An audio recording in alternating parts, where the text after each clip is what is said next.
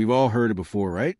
The familiar message preached from pulpits, echoed in Sunday schools, and ingrained in our hearts since childhood. Jesus came to gather followers.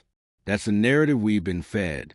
It's simple, it's easy to understand, and it fits neatly into the religious framework that's been built around his name. But what if I told you that everything you've been taught about this following was wrong? What if the very thing you've been led to believe makes you a good Christian is the same thing that's been holding you back from understanding what Jesus truly wanted?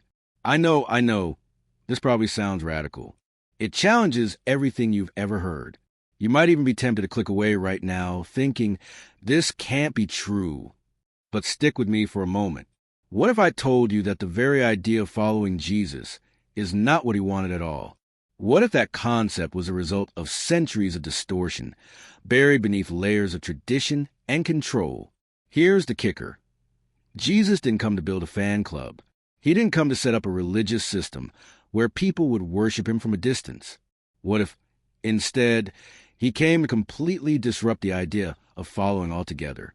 This truth is the one thing the church leaders have kept hidden for over 2,000 years, and once you see it, everything he said will suddenly make perfect sense. I know this might sound impossible. It might sound like a complete contradiction to what you were taught, but I need you to hear me out. This is the most dangerous truth you could ever know, and it's the reason why the earliest believers were willing to lay down their lives for it. It's the reason they were thrown to lions, burned at the stake, and hunted down. Not because they believed in Jesus, but because they became something so radically different, something that threatened every system of power on earth.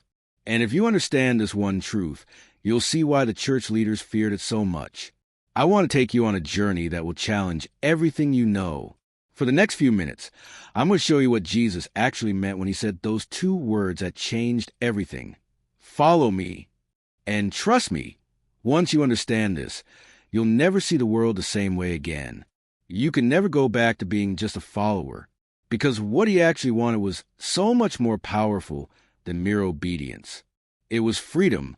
Freedom from the system. Freedom from the idea that we have to follow someone else to know God. But before we dive deeper into this revelation, I need you to do something for me. If what I've said so far is sparking something inside you, if you feel that urge to know more, to awaken to this deeper truth, then don't wait. Hit that subscribe button right now and share this video with someone who needs to hear it. Share it with a friend, a family member, someone who has been stuck in the same old narrative of religious following. They might not understand at first, but trust me, this message is going to change everything for them, just like it changed everything for me. You're not here by accident, and you're not meant to walk this path alone. Join us on this journey of awakening. You see, the truth is too powerful to keep to ourselves, and it's time for more people to see it.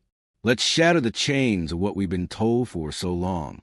Let's step into the real message of Jesus, the one that's been buried for centuries, and let's become who he always intended us to be.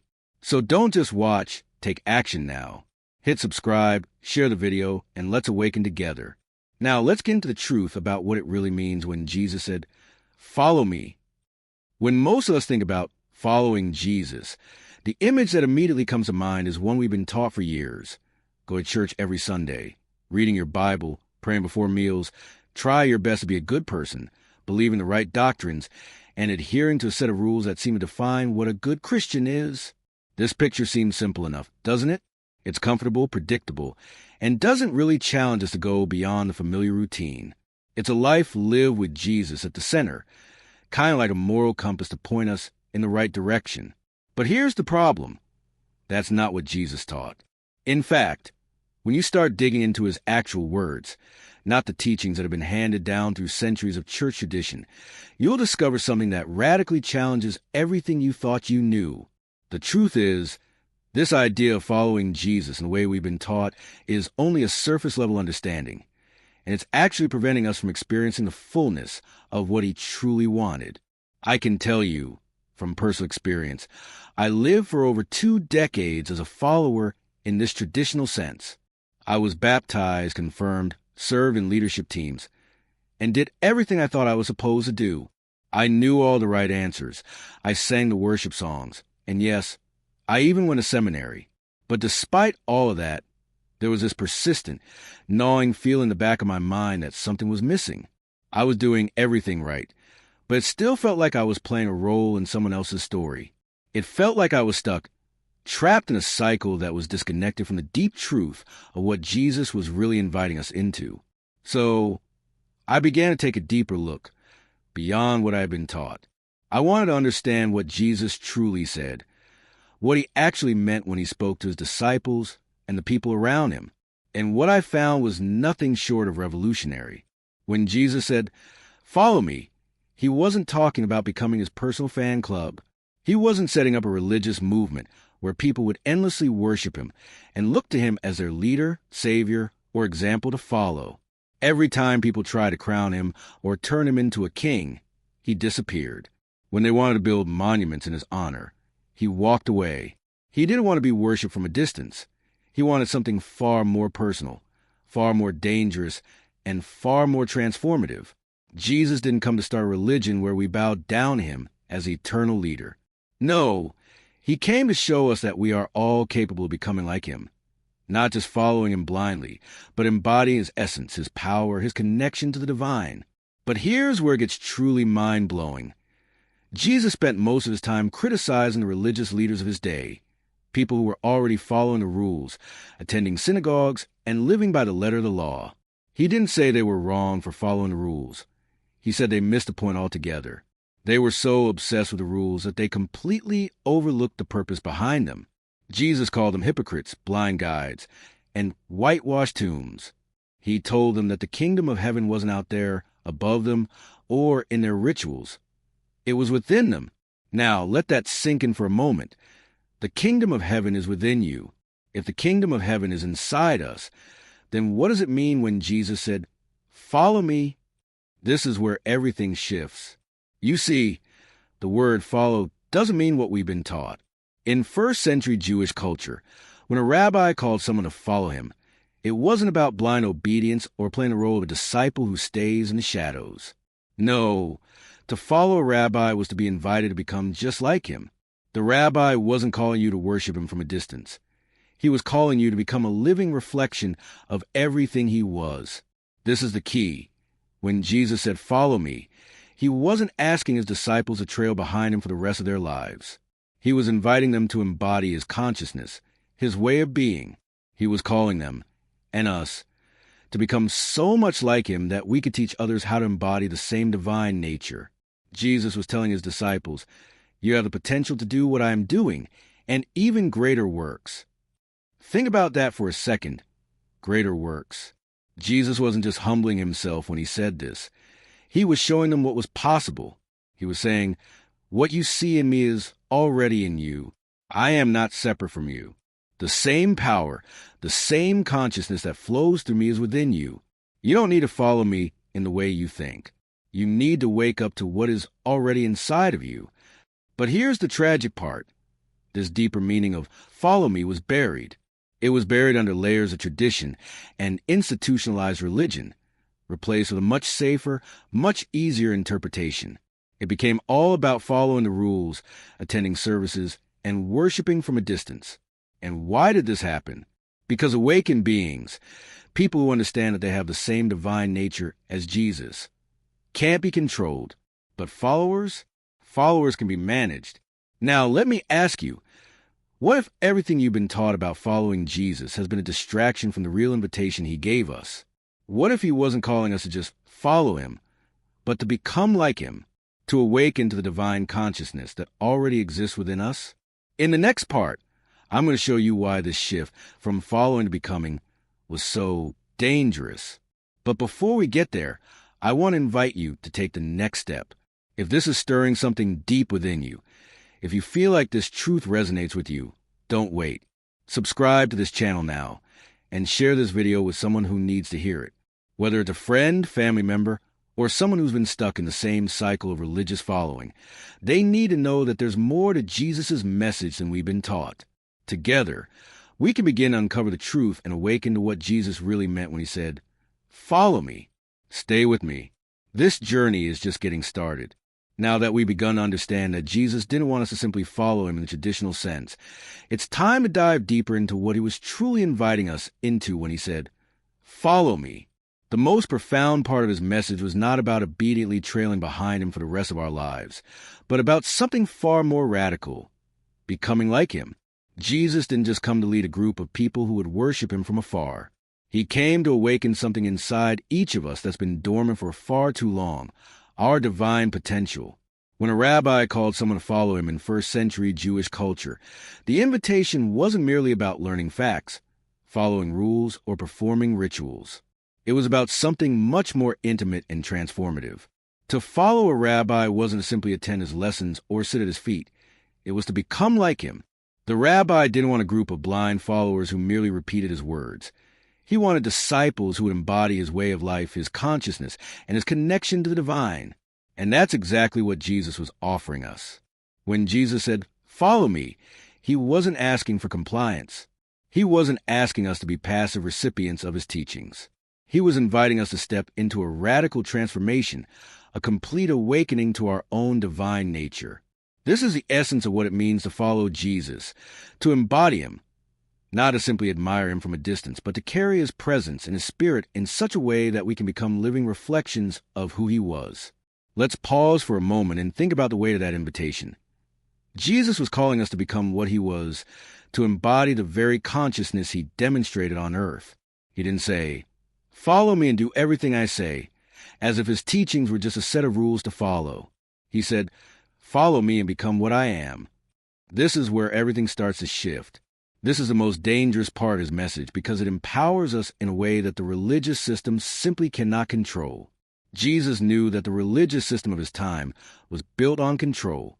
The leaders were using the people's desire for connection to God to maintain power, and they were afraid of what would happen if everyone realized that the kingdom of heaven was already within them. If people fully understood this, the entire religious structure would collapse. Why? Because when you realize you have direct access to the divine, you no longer need an intermediary to tell you how to connect with God. You don't need a priest or a pastor to interpret Scripture for you. You have direct access to the same divine consciousness that flowed through Jesus.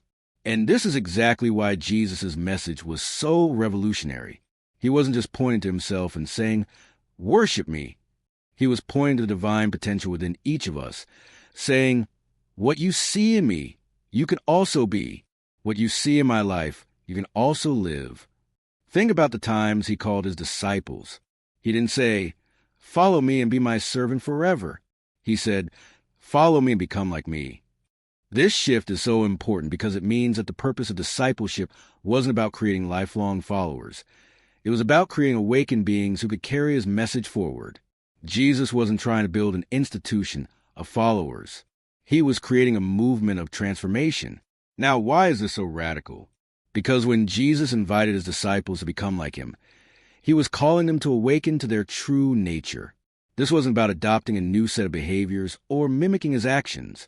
It was about a shift in consciousness, a shift that went beyond external actions and into the deepest part of who we are. Jesus wanted his disciples to recognize that the same divine essence he embodied was already inside of them, waiting to be awakened. This is the real meaning of the phrase, "Follow me." It wasn't about becoming a follower in the sense we've been taught. It was about becoming what he was, living embodiments of divine consciousness, fully awake to who we truly are. When Jesus performed miracles, it wasn't just to show off his power. It was to demonstrate what was possible for each of us once we understood that we have the same power within us. When he healed the sick, raised the dead, and calmed the storm, he wasn't just doing it for the sake of spectacle. He was showing us that when we align ourselves with the divine consciousness, we too can access these same powers. Think about the incredible statement he made. "You will do greater works than these." This wasn't just a promise. It was a call to action. He was telling his disciples that the same consciousness that flowed through him was available to them, and it was available to us as well. The goal wasn't to follow Jesus like a servant. It was to become like Jesus, to awaken to the truth that we are one with him and with the divine. However, this message is a double-edged sword. It's incredibly empowering, but it's also deeply unsettling for the systems of power that rely on keeping us in the dark about our true potential. When we realize that the kingdom of heaven is within us and that we are capable of embodying the divine consciousness that Jesus embodied, we can no longer be controlled by religious institutions. This is why Jesus' true message has been buried over the years, because it's dangerous. It threatens the power structures that have relied on our submission, our obedience, and our separation from the divine. But here's the good news. No matter how hard they tried, they couldn't erase the truth. The invitation Jesus gave us to become like him is still here, waiting for us to accept it. And when we do, everything changes. We stop being followers. We start being living reflections of divine consciousness, just as he intended. So let me ask you, are you ready to step into that awakening? Are you ready to stop following and start becoming? To stop worshiping from a distance and start embodying the divine consciousness that is already inside of you? Because this is the path that Jesus set before us, and it's the path of true transformation. Follow me, he said, not to remain a follower forever, but to awaken to what you already are, divine, whole, and powerful. Now that we've understood the radical invitation Jesus gave us, to become like him rather than simply following him, let's explore the dramatic shift that took place after his death. This shift is one of the most significant transformations in the history of Christianity. It's the moment when the living path of awakening became a system of religion, and this shift has left us with a distorted version of the message Jesus came to deliver. In the years following Jesus' crucifixion, something incredible was happening. His followers, those who walked with him, seen his miracles and experienced his presence, were living embodiments of divine consciousness. They didn't just believe in him. They knew him. They had felt his touch, heard his laughter, and seen the passion in his eyes. They carried something that could never be captured in books or stories. Something alive, a flame of awakening that burned in their hearts. They knew that what Jesus demonstrated was available to them and to everyone. Not just as a distant story, but as a reality they were meant to embody. However, as decades passed, the witnesses of Jesus' life began to fade away. The people who had directly experienced his presence were no longer around to pass it on from heart to heart. What was left were letters, stories, secondhand accounts of a living reality that could no longer be directly experienced by those who came after. And that's when the shift began. The early church leaders were faced with a choice. Would they preserve the original message of personal transformation and direct connection to the divine, or would they create an institution that could be controlled, one that relied on rules, rituals, and intermediaries? Tragically, they chose the latter. Slowly but surely, the living, breathing movement of awakened beings began to be replaced by something far more manageable, a religion. Instead of keeping the flame of awakening alive, the church became an institution that demanded obedience to rules and doctrines. Meetings in homes, where people could experience direct connection with the divine, became gatherings in stone buildings. The emphasis shifted from personal transformation and awakening to performance of religious rituals. The kingdom within was replaced with the kingdom above, far away, accessible only through the right channels, priests, pastors, and church authorities who would mediate our relationship with God. The shift was gradual but powerful. The early Christian movement, which was based on the idea that each person could directly experience the divine, was transformed into an institution where salvation, spirituality, and connection to God were controlled by the church. The people who had once been living expressions of divine consciousness were now asked to admire the flame from a distance, to worship in a building, to conform to rules, and to rely on religious authorities to interpret Scripture for them. This shift wasn't just a change in practice. It was a fundamental change in understanding. The teachings of Jesus were no longer about awakening to the divine nature within us. Instead, they became about following a set of beliefs, obeying a set of rules, and performing religious duties. The message of personal transformation and direct experience of God was replaced by the idea that God was distant, separate, and could only be accessed through the proper channels. As this change took hold, something incredibly powerful was lost. The realization that the kingdom of heaven is within us, that we are divine beings having a human experience, and that we have direct access to the same consciousness Jesus embodied. Instead, people were taught to look to the church, the priest, and the pastor as the intermediaries who would help them access the divine. The truth that each of us has the potential to live as Jesus lived, to embody divine consciousness, was buried beneath layers of tradition and institutional control. And this shift didn't just happen overnight. It took centuries, but by the time Constantine legalized Christianity in 312 AD, the original message had been so diluted and distorted that it was barely recognizable. The church had become an institution of control, a place where people could come to worship, but not a place where they could awaken to their true nature. Instead of being a living, breathing movement of divine beings, the church became a system of beliefs, rituals, and hierarchy. This is the tragic reality we face today. Most Christians, even to this day, believe that they need someone else, a priest, a pastor, a ritual, a doctrine, to access God. They've been taught that Jesus was special and unique, the only one who could embody divine consciousness. And as a result, they've forgotten the truth that Jesus was showing us. We can embody that same divine consciousness. We are not separate from him. We are one with him, and what he did, we can do. But the church's institution of religion has effectively suppressed this knowledge, replacing it with the idea that we need to follow someone else in order to find God. It's heartbreaking to think about how much power has been stripped from the hands of individuals, how much of the original message of awakening has been buried under centuries of institutionalized control. The message of awakening, of realizing that the kingdom of heaven is within us, was replaced by the idea of worshiping from a distance, of obeying rules, and of following a system that has nothing to do with the personal transformation Jesus was advocating. But here's the good news. The truth didn't disappear.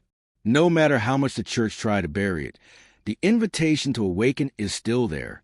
The original message that Jesus gave us, that we are divine beings having a human experience, hasn't been lost. It's buried beneath layers of tradition and ritual, but it's still alive. And right now, in this moment, people all around the world are beginning to rediscover it. The truth is making a comeback. People are starting to realize that they don't need to worship from a distance, that they don't need a priest to mediate their relationship with God. They're waking up to the fact that the kingdom of heaven is within them, and that they, too, can embody the same divine consciousness that Jesus demonstrated. The question is, are you ready to awaken? Are you ready to stop being part of an institution and start living as a living expression of divine consciousness? The truth is waiting for you. It always has been. The only question now is whether you will embrace it and awaken to who you truly are. In the next part, we'll look at how the early disciples began to understand what Jesus was really trying to tell them. They didn't fully grasp his message until after his death, but once they did, everything changed. The same could be true for us today.